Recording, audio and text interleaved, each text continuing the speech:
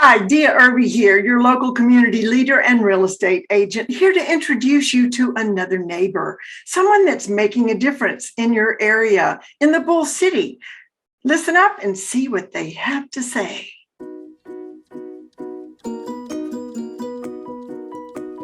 I am so glad to be with Barbara Nigro today. She has Little Barb's Bakery, and it is amazing. You can tell from the pictures. So hi, Barbara. Glad to have you with us today. Hi, I'm happy to be here. I'm very excited. We're at the Durham Food Hall downtown on Foster Street. And it's an amazing food court where you can get a variety of food and top it off with dessert, right? Yeah, absolutely. It's wonderful. So how long have you been in this location? For this location, I've been here for going on 4 months now. Is it what you thought it would be? I think it is what I thought it was going to be. It's just like 4 times that probably. Awesome. Yeah. So business is good.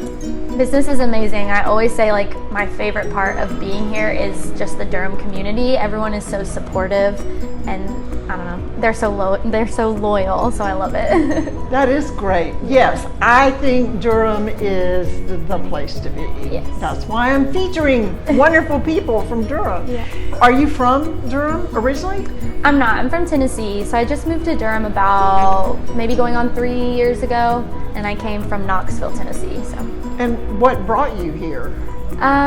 My sister lives here. She went to UNC and she works for Compost now, so I was kind of familiar with the Durham area. Every time I came to visit, I like fell deeper in love with Durham. So I kind of was just at the place where I graduated. I was a year into working at a hospital and I was just like, I'm gonna move to Durham. Why not? So I did. So I went to school, I majored in kinesiology. I had dreams of going to med school or going to PA school, wasn't really sure which one yet. So for that you need to have like clinical hours and stuff. So I got a job as a certified nursing assistant and I did that for 4 years. And anyone that knows anything about the health field knows that like being a CNA it's the grunt work, it's like the nitty gritty of the health field. So I did that and I loved it. It was so great to get to meet new people, and I'm really a people person. I like to make people happy and I like to take care of them. So that definitely prepared me for this, but the food aspect, it did not. Where do you get your inspiration for the creativity? Because you have an amazing array of desserts. Thank you. I think I was raised in a very big family. I'm the youngest of 9. They're loud, they're Italians, they're Cubans, so it's just like, it's craziness. And we were always focused on the flavors and things tasting good, but we were never focused on things looking good. So I've always been a baker. I've just never figured out how to make it look aesthetically pleasing. And I knew like the climate we're in now and how people are so like, they're so engraved with their phones that I needed something that would catch people's eyes. So I kind of just practiced and I was just like, okay, this looks really good. And I kind of just went from there. Perfect. Well, you are exactly right because you taste with your eyes first. What's your favorite dessert to make?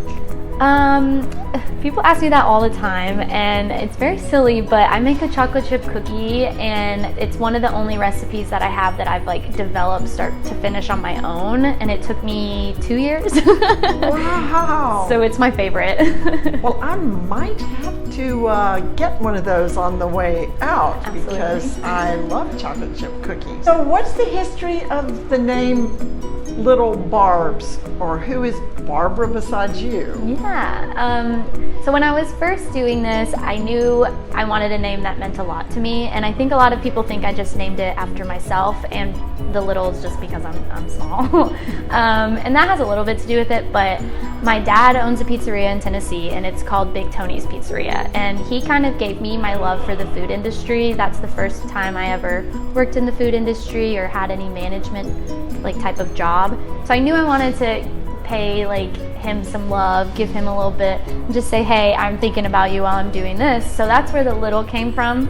And then the Barb came from my grandma. Her name is Barbara. I was named after her, and she passed away, and that's kind of a lot of where I decided I wanted to switch my career paths, was because I realized like Life is so short. I want to do something that makes me happy. So that's why I did it, and I needed to give her love for that because she was a lot of why I did it. You have one myth or one misunderstanding about the food industry that you want to bust. I think maybe it would have to do with like inventory runs and stuff like that and keeping product back there. I think a lot of people don't realize when they go to restaurants, like, oh, where did this food come from? And it comes from somebody making multiple runs a day to get all of this food so we can prepare it. So I think a lot of people, when they sit down and they eat a meal, they don't actually think to themselves, wow, restaurant owners have to do this start to finish. And I think a lot of people don't realize that small businesses starting out, they're too small for a normal food supplier, but they're too big to just go to Walmart. So there has to be that happy medium. Well, I always tell people when they come up to me and they're like, I'm not happy in this job that I have this other passion that I want to do. My first thing to them is just quit the job, because that's what I did. And after that, I was met with a lot of trials, tribulations. There were a lot of things that were, getting into the way of what I wanted to do. And I always just told myself, you just need that one person, just the one person that's going to stand behind you, that one person that believes in you. And so that would be my one thing to tell someone that wants to get into the food industry. There's a lot of hard things that happen. There's a lot of things like in your personal life that maybe can affect your day, but you just have to find, whether it be that one customer or that one employee or just that one support system that you have that's going to help you and tell you like, hey, everything's going to be okay. How many staff is it? You and I saw one other person. Yeah, so I have 2 employees right now. One's name's Wesley. She works the front of the house, and then the other is Alex, and she's like a little baker with me. So right now it's just the 3 of us little boss babes back there. Awesome. Yeah. Yes, well, you are rocking the world. Thank you. Never thought I'd get to that point where it would be me employing people. That just sounds crazy. You're a boss girl. I am. Boss woman. What would you tell someone that's thinking about moving here, why they need to move here? Yeah, I always say that Durham is the place where like dreams come true, just because Love that. There's something about Durham. I've lived in a few different places, but every time I come to Durham, something special happens. And that's just the only thing I feel like I need to tell people. You might come here and not have a job, because that's what happened to me. And I was freaking out and I was like, oh no, how am I gonna pay my bills? And my sister was like, it's Durham, give it a day and you'll have all these opportunities. And I did, and now I'm here. I love it. Yeah. Yes. Have you heard the expression, keep it dirty, Durham? Yeah, I have. And of course you say Durham. Durham. You don't say Durham. Yeah. When you call someone and you tell them where they see it and they go, oh, you're in Durham? And I'm like, no, please, Not no. quite. Durham. All right. Yeah. What is something you like to do when you're not baking? Oh, that's crazy. You're always baking. I'm always baking. Watching a cooking show. Yeah, I love cooking shows.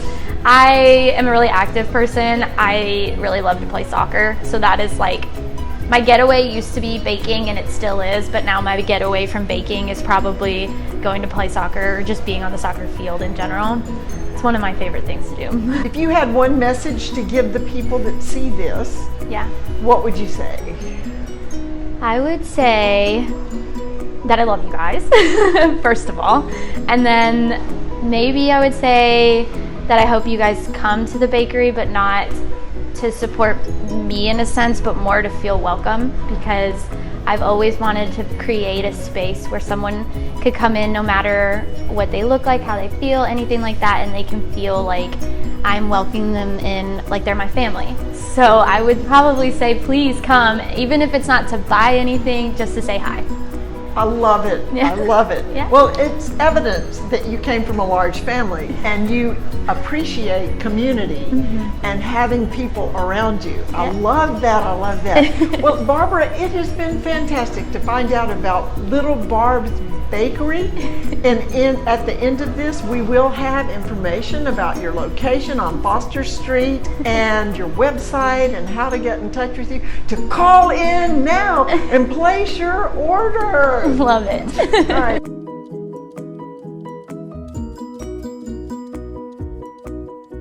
Wasn't that fascinating? We have wonderful people in the Bull City area.